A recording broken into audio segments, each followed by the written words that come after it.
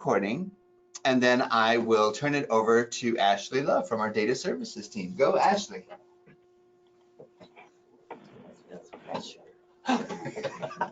So, FYI, Ashley, in case you're wondering where the microphone is, it's that blue light above there.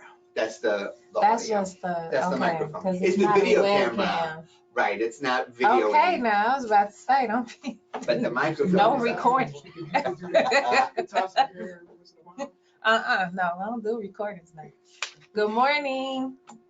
Morning.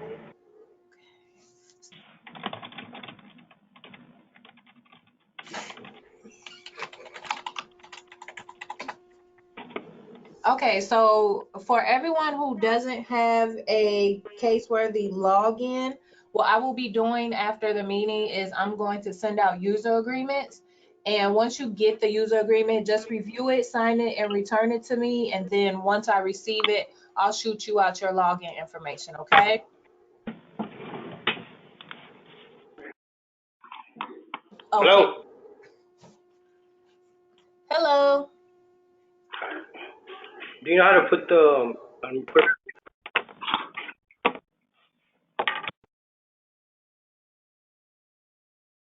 Okay, so when you first log into Caseworthy, if this will be your first time logging into the system, the screen that you see right now will actually be blank because your initial login, the screen is blank. So what you would have to do to populate your menu options right here is to select find a client.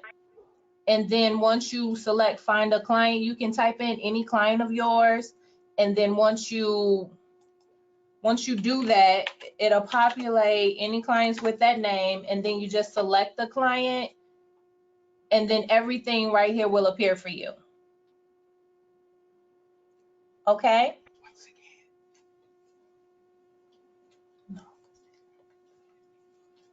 Okay, so what we're gonna go over today is I'm gonna show you how to enter in the billing. What? That's it. That's it? Billing, just and be able to review their cases. They need to change the enrollments, like Right. from MCO to DRS back and forth. Right. There's two different types. So just enrollments and services. Yo. Okay. So once you select the client, to view their enrollments, you will go to case management.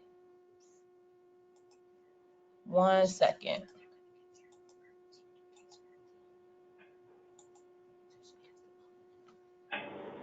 What? No. Okay. Sorry. Okay. You go to case management, program enrollments, and this will display all the enrollments for your client. And then to add they won't add, right? They would change it back and forth between DRS, regular DRS or MCOs, or close it. If they need to. That's the only gonna. They'll be editing the They'll just be program. editing. They're edited. Yeah. Okay. So in order to edit enrollment, you click on the action gear and you would select edit enrollment. And then this is where you can edit and go back and forth between DOORS and MCO. Or close. Or close it. And if they need to add a number, they need to add the DRS number. The DOORS number is not on the enrollment, it's on the client information. They need to know that too. Okay. Okay. Any questions right now?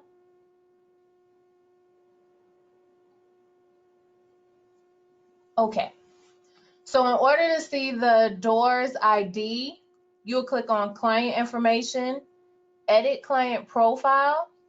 And on the screen, you'll be able to change anything about the client, whether it be the address, any name changes. And to enter the ID, it's right all the way at the bottom where it says DOORS ID. And then once you input the number, you will select save. Any questions so far?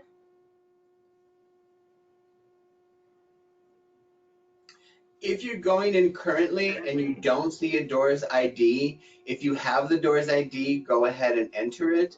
We're hoping to make sure that we populate that with all of the DOORS IDs that we have, but in the conversion of the data, there might be issues, there might be hiccups. So please make sure as you're going in and documenting contact, verifying their phone number, customers' phone numbers, customers' addresses, as well as making sure that the doors ID is in there. It'll be in there for some, it may not be in there for all. So if you have the doors ID in front of you while you're doing that, please update that, because that'll facilitate processing the billing much faster.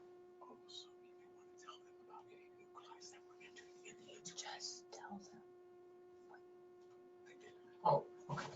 And also, if you run across any clients that were entered in the interim period between the closure of client track and the entry of Caseworthy, let me know so I can put them in for you, because I know that there were a few that slipped through that Angela sent out to you so that you can bill for them. Just let me know between now and the time. We'll probably, I'll send out an email asking for the billing probably a week from now, like Tuesday. So you'll have between now and next Tuesday to check your caseload and make sure you got everybody that you need to bill for. And I can enter any new people that were missed, okay? Any questions? Hi, Ashley. This is Justin with Asian Human Services. Could you show us one more time where we check the doors case number? Okay, you go to client information, edit client profile, and then the doors ID will be listed all the way at the bottom of the form right here.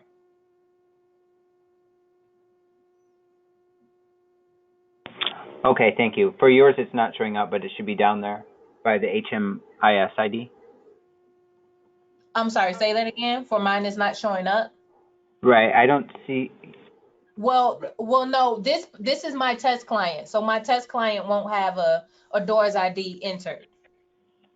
But when you view your clients, the client should have a doors ID already populated. And if not, then you can go ahead and enter it in for that client. Okay, and our clients will also have a field where that shows doors ID, like the field where we can enter that in? Yep, it will.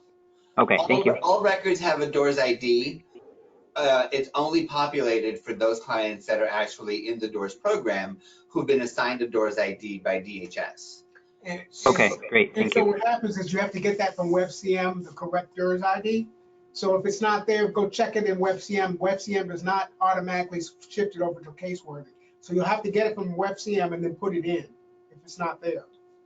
Most of it populated over from the past. If you did billing in the last cycle, that it should have populated over from client track. But if it didn't, just by error, you can always get that from WebCM. Okay. Okay, thanks. You're welcome. Any other questions? Yes, I have a question, which I kind of saw it, but I'm just want to confirm it. So now, instead of presenting a complete list of the caseloads or the clients, we have to enter the client's name in one by one. Can they see their full caseload? Yeah. Okay. No, are you talking about when you initially go into Caseworthy? Yes. Or are you talking about viewing your caseload? No, I mean, you say go to find the client. Right. And okay, then put the client's name in, and then we bill from that point. There's no longer a complete list of clients, and you can bill. No, so you have your caseload. What I was showing is if you are new to Caseworthy and it's your first time logging into Caseworthy, you won't see anything but a blank screen. So in order to see a dashboard and any menu options, you have to first select the client for this screen to appear and these menu options to appear. If you don't select the client, it'll just show you a blank screen and you won't be able to navigate throughout the system. But you have your case assignment list in Caseworthy for you to choose from. Okay. All right. Okay, Phyllis, start over from where, Phyllis?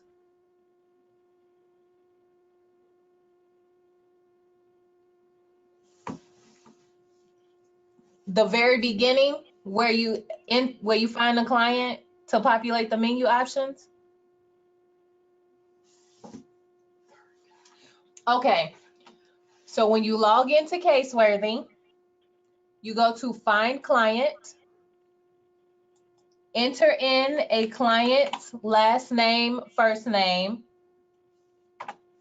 hit search, select the client, and this will populate the entity box for you, which is right here, and this will display your menu options for you to select from.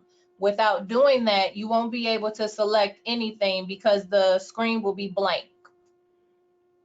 Do you also need to see where the doors ID is as well?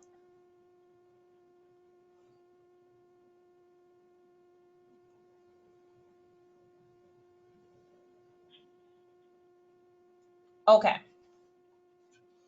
Okay, so I'm gonna move forward and go to where you would enter in your billing. To enter in the billing, you go to Case Management and Client Services.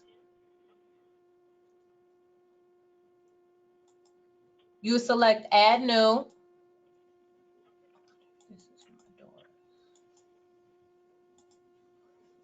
1 second, let me find my test client that has the doors enrollment. I think this one. 2, 3, 6, 8. Okay, here we go.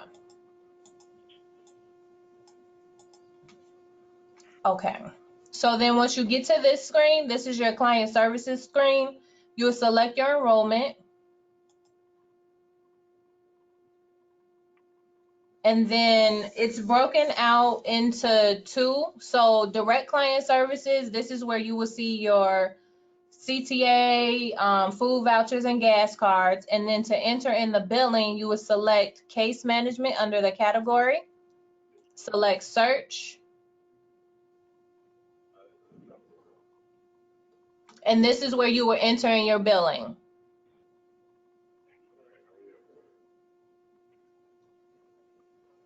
Any questions? Yeah, this is Tom Hunter. Can you hear me? Yep, Tom, we hear you. I had a little trouble getting on, so I joined late. Do we have to do this one client at a time, or can we? Can we get a whole list of roster of clients in front of us, or we have to go through them one at a time? We actually will revisit that as we're about to wrap up. So Okay. yeah, we don't want to repeat too much because for the people who end up watching this as a recording, it's going to be really frustrating to hear a lot of the same answers repeated. So we'll revisit that again towards the end of the session. Okay, thanks. Yes. Yeah, but then we go to their caseload and pull it from their caseload and go over to, that's how they handle this. Oh, gotcha. Okay, so right, this is where you would see all of your billing, and in order to enter in anything, you just put a check mark in the box, and it'll populate the information for you. You have the option to create a case note if you choose. And then once you select it, the difference will be when you go into the system, there is a column that you don't see now that you will see that will show the billing amount. And it will be auto-populated, so you won't have to worry about entering in the amount for each service. So once you fill in the information, you would just select Save. And then when you go back to the client services screen, whatever you enter for your billing will display right here. So it'll have the date, your billing information, the quantity of it, and then the value will be the amount of the service. Any questions?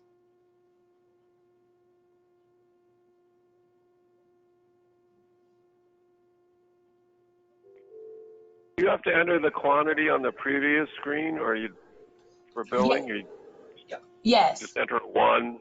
I guess Yeah. So you'll enter, right. So it'll be just like you did in Client Track. So you'll enter 1 if it was a month of case management services. You'll enter 1 if it was an initial assessment or a reassessment, and you'll enter the number of miles that you did to visit the client.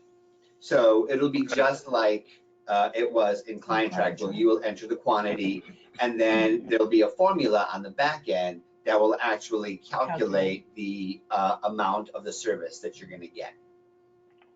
Okay. Awesome. Okay. Any other questions?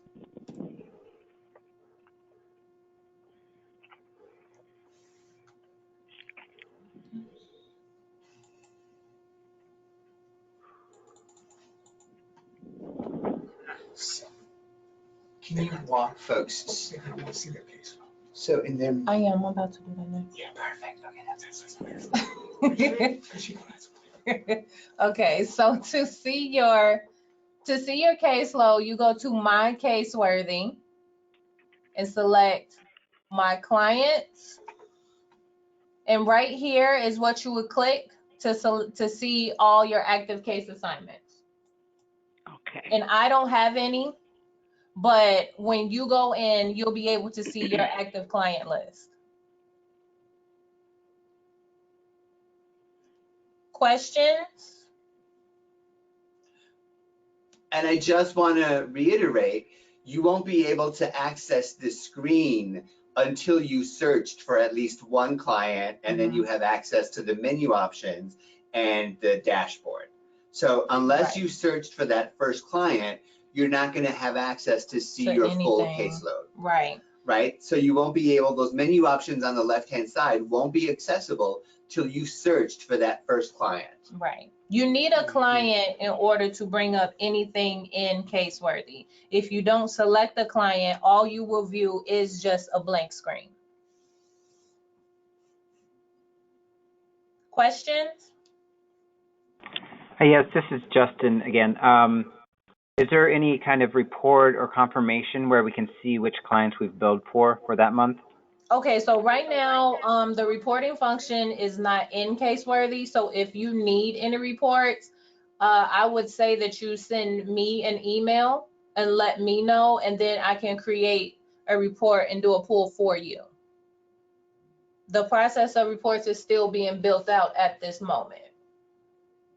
So the goal is that we'll have the exact same reports that were available in Client Track accessible to all of the partner agencies. They're just still in the process of being built out. So in the meantime, alove@achicago.org. Eventually. But maybe let's not whisper and that's up to the point, please. Any questions? Yeah, Carlita with program. Mm-hmm. Will we be able to see the agency caseload? I'm sorry, say that again. Will we be able to see the agency caseload? The co-worker. You mean how it was in Client Track, how you could go and see your staff's Correct. caseload? Yeah, you can. So to do that, you would go to My Caseworthy and then select My Caseworthy. And if you scroll to the bottom, you'll see where it says case assignments. Now, if you're a supervisor and you want to view your staff, this is also where you will go to view the staff that's listed under you as a supervisor, and then also where you will go to view their assignments as well. And then for the user, this will be where you will see your personal information. So this is where you would go if you needed to change your password. You have the option to send messages in Caseworthy to people within your agency and outside of your agency. The messages aren't encrypted, so we ask that if you do use the messaging service in Caseworthy to make sure that you don't attach any PHI to it because it's not encrypted. And in order to send a message to anyone, you would select My Messages, and then you can create a new message by just selecting New Message. Would it go to their email or? So it goes to their message box in Caseworthy. So if your agency uses Caseworthy primarily for the purposes of once a month doing billing, this messaging system is probably not going to be the best way to communicate with folks. I know that. Right. If if you are in other programs and you have other functionalities within Caseworthy, it would make sense, but you can send me messages, maybe Mike, but Mike really logs in towards the end of the month when agencies are submitting their billing, because we use it for the DOORS program. We primarily use it for the purposes of billing. Okay. So it isn't, don't expect necessarily that you're going to get a 1 or 2 day response when you submit an internal message in Caseworthy. Your best bet would be to either submit a JIT to the care team or to email one of us directly. But what I will say is, if you need to contact me because you're having any issues with Caseworthy, you can send me a message directly through Caseworthy using this function versus sending an email. And then to do that, you would just type my name in the send to user part, and then it'll populate my name, and then just shoot me a brief description of what you're experiencing, and I'll see it because I check it daily. So that's another way to communicate with me. But if you're in Caseworthy and you have a issue or an error that keeps popping up, what I ask is that outside of sending me a message is that you report the issue to me. And to do that, you would select report an issue, and then just populate the fields with the star next to it and give me a brief description of what you're experiencing and hit save, and that'll shoot it to me. So this is the same function that was in Client Track, and it was called a help ticket. Is there any questions about how to report an issue? What if the issue is forgotten password? Okay, so if you forgot your password, then you have to send me an email directly, because you can't send me anything in Caseworthy if you forgot your password to Caseworthy.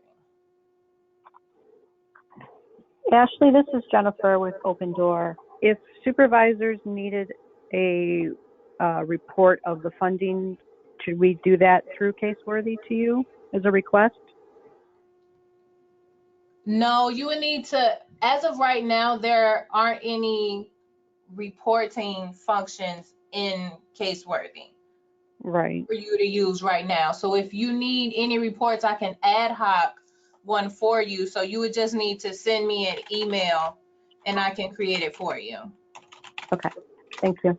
You're welcome. The goal is too that by the time the next cycle of billing has been entered, by the end of that period, that we'll be able to extract the data in some way, because we'll have to submit it for DHS billing. So when we create that and pull that information, we can also submit it to the agencies. That's our goal. Hopefully we'll be able to stay on track.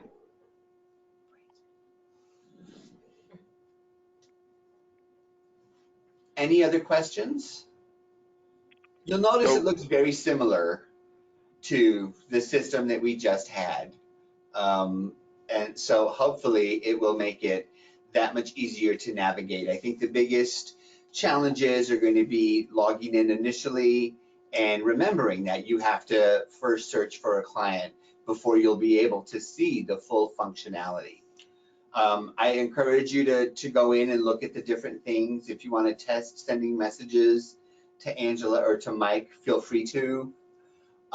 Please remember that they don't log in all the time though, so they may not see that message right away. We're still learning how to navigate the system ourselves. And then also, when I send you your login information, I'll make sure to include the steps to finding the client, to make sure that you populate the screen with the menu options, just as a brief overcap. I just, Tom Hunter again, I just want to confirm we cannot do the DRS billing report that we had in Client Track right now. It does not exist right now in Caseworthy, Tom.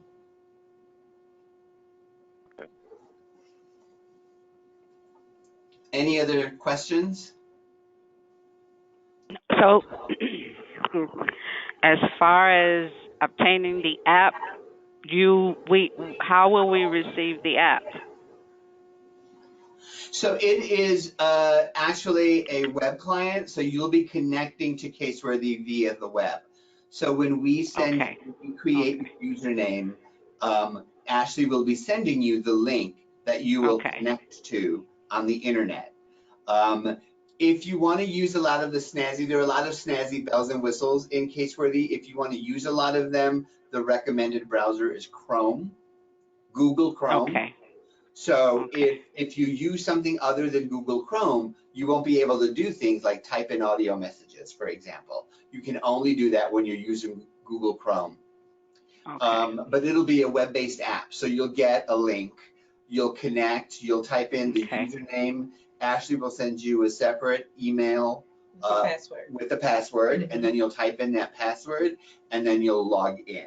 Please remember to store that password in a secure location that only you have access to. And then you'll be in, and you'll be right as rain. Okay. All right. Any other questions? Hi, this is Nabila from Asian Human Services. I know that you said that you haven't built out that part of the Caseworthy yet, but do you have like a timeline? Do you happen to know like when we can be expecting something like that? You're talking about the reporting function? Yeah, the reporting function. So we anticipate that by the time that the billing needs to be submitted to DHS during this next billing cycle, that it will be done. That we'll have something that we can send you that sort of shows you what you billed for during that month. So it shouldn't be more than 30 days. But remember that billing is going to be due next week. So our expectation, right, is if you want billing to happen on a timely basis, to happen timely this month, you'll have to start getting into Caseworthy and submitting your billing next week. Okay, thank you. Sure thing. Any other questions? Do we have a date when billing is due? Next Tuesday. Next Tuesday would be the, is that the 10th? The 10th, The 10th. yes. That would be I'll send you an email. 7 is 10. Yeah, I mean, the dates for what's due and stuff hasn't changed. The only thing that's changed is after you've done your billing, you'll have to verify it and send us the electronic billing verification form without actually being able to print out everything that you billed for. Right now, I'm basically looking to make sure that your clients that slipped in between the cracks are in there. I just want to make sure that they're there. So that'll give me till next Tuesday to get any clients that were not ported over that I can check and make sure that they're in your system. So you'll have them be ready. That's what I want to do. Right. Okay.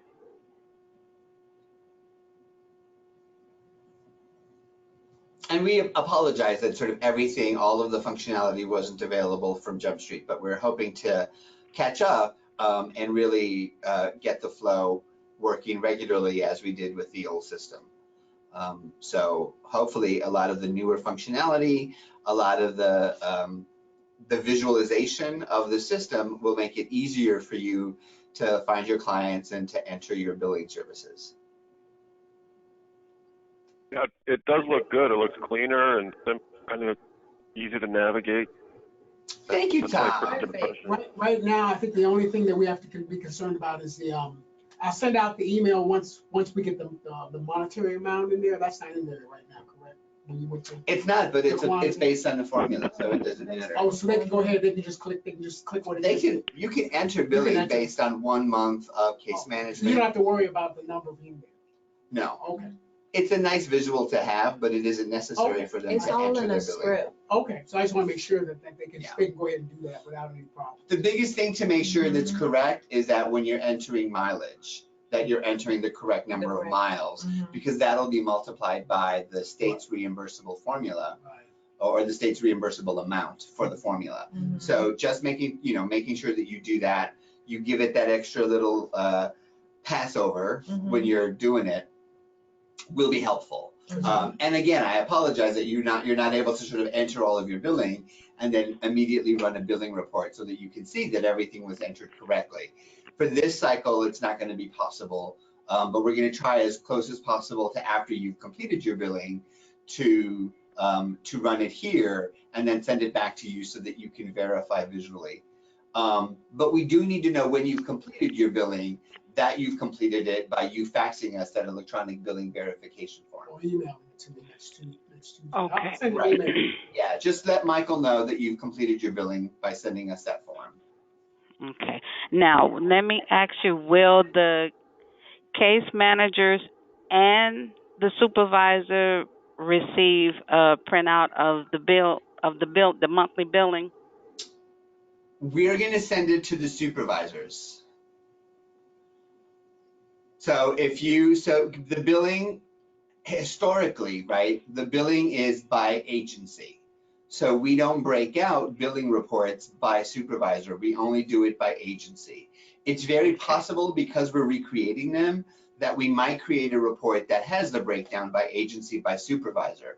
But right now, just sticking to what we have, that's the easiest thing to recreate, it's by agency. So we will be sending it to the supervisor. And if you then want to sort of see your billing separately, you'll have to ask your supervisor for a copy of it. Okay. Yeah. Any other questions? Okay, well, given that there aren't any other questions, we hope this was helpful. We hope this will reduce the fear that you get when you get that link and you log in for the first time.